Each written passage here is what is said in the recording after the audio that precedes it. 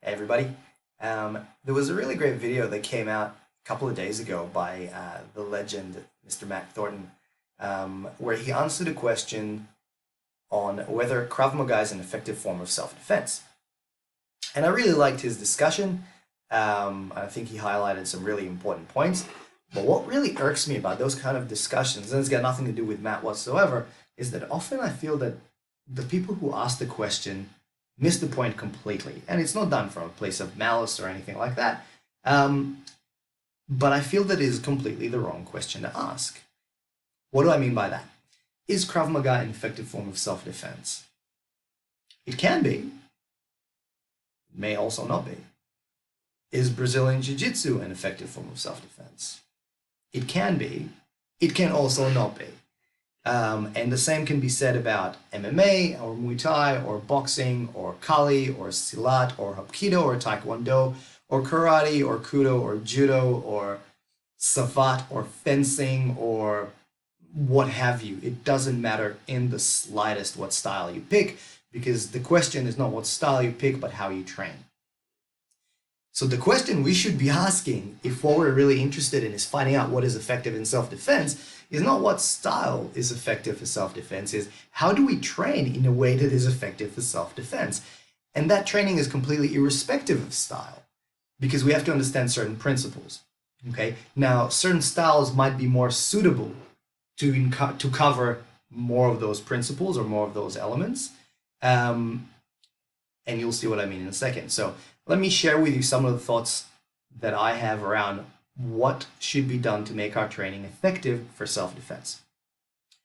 First and foremost, and this is completely and utterly irrespective of any martial arts style, is we have to understand not just the during part of the fight, but more importantly, the before and after. Okay, so we need to understand avoidance and de-escalation, situational awareness. Then there's the fight element, but after that, we also have to understand potential for retaliation and dealing with the emotional aftermath and dealing with the legal consequences of being in a violent confrontation. Most of those things, for the most part, are not covered in traditional martial arts. If you are learning self-defense and you've never heard about anything I'm talking about, you're not training for self-defense, all right? You're training to fight, and that's a very, very different discussion, okay? The reason a lot of the time those things are not taught is A, because instructors have no idea about what to teach. Like they don't really understand the topics. Or B,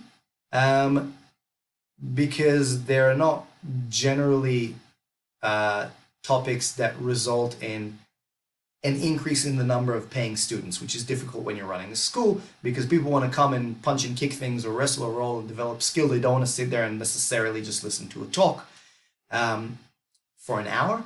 That's fine, but that stuff has to be incorporated. So however you incorporate it into your training, if you want effective self-defense training, you have to have some element of the pre and post included in your discussion and in your training. Okay, that's number one.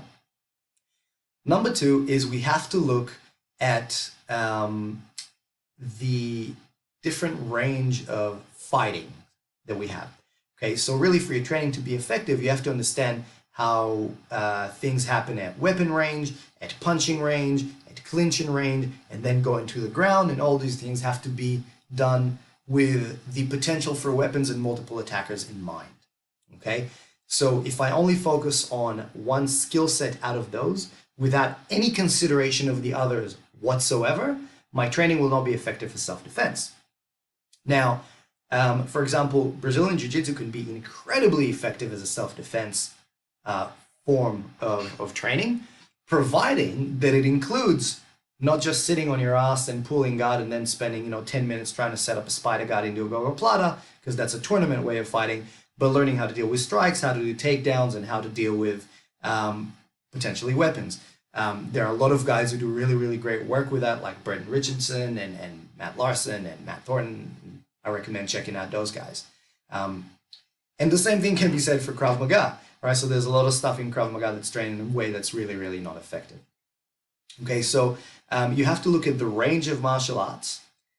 Once you've looked at sorry, not range of martial arts, but range of fighting distances or ranges that we have, once we start looking at those, then we need to look at how we actually train each of those and how we integrate them.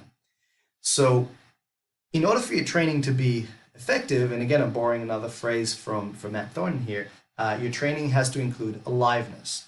What does that mean? I'll share my interpretation of it. For your training to be effective, it has to include resistance, contact, and unpredictable responses. What does that mean? It means that when I try and apply a technique, the opponent or the attacker is not purposely allowing me to apply that, and at the same time they're trying to apply something back on me. Sparring and rolling are really good ways of doing that. I try and punch you in the face, you don't want to get punched in the face, and you're trying to punch me in the face at the same time.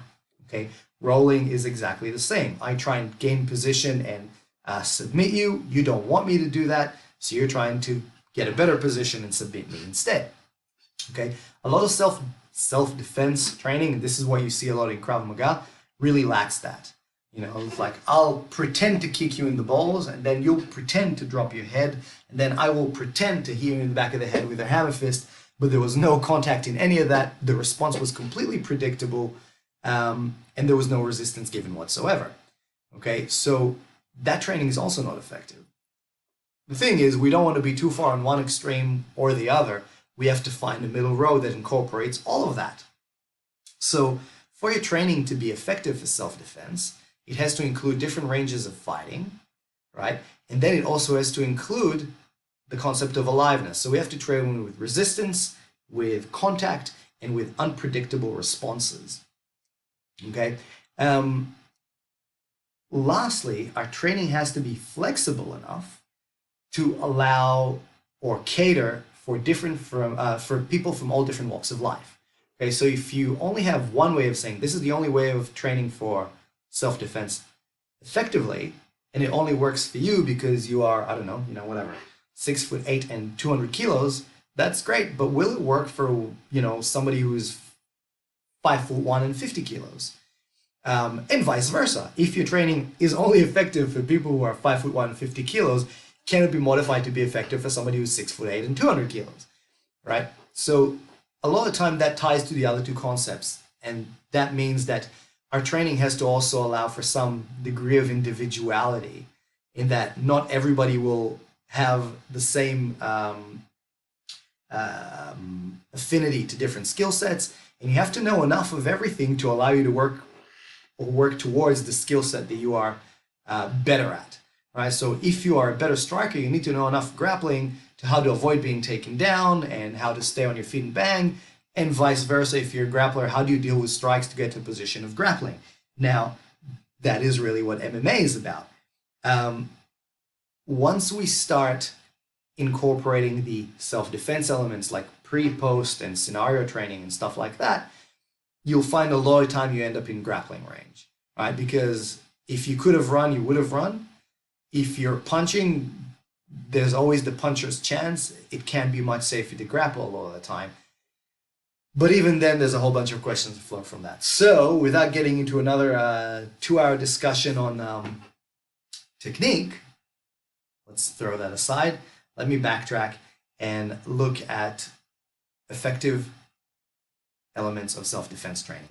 So the question we want to ask is not, is X an effective style of self-defense? Is, what are the effective elements of self-defense training? How do I incorporate them into my way of training? Okay, so first of all, we have to include pre and post elements of conflict for our training to be effective in self-defense and to be differentiated from fighting.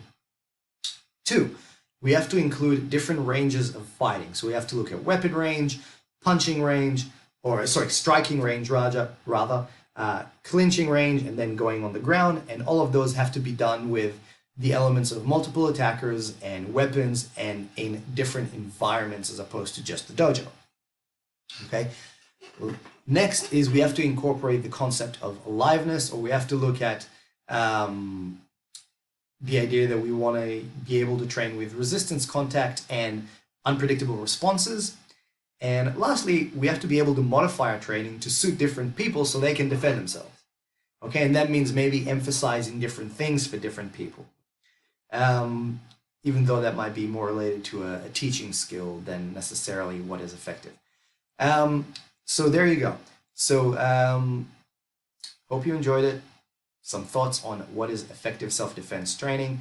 One other thing I want to bring about, which is important, I find that when we switch the question from what style is effective for self-defense to how do we train in a way that's effective for self-defense, regardless of style, we leave a lot of the martial arts political bullshit out the door, because it doesn't matter what style you come from, right?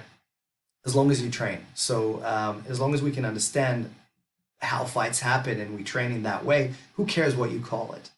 Okay, so as long as your training gets you what you need, beautiful.